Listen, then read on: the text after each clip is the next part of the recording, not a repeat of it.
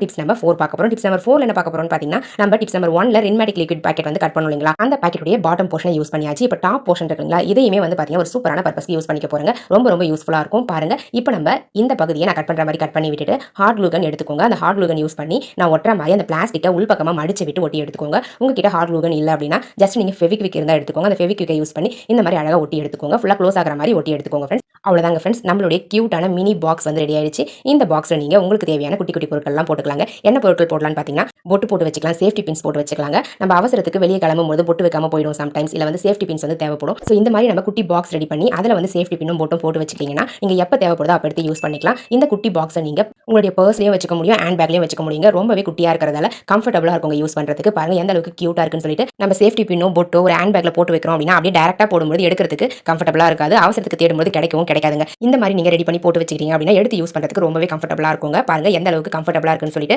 உங்களுக்கு கையிலயும் வந்து பாத்தீங்கன்னா சேஃப்டி பின்லாம் குத்தாம இருக்குங்க. ட்ரை பண்ணி பாருங்க ஃப்ரெண்ட்ஸ்.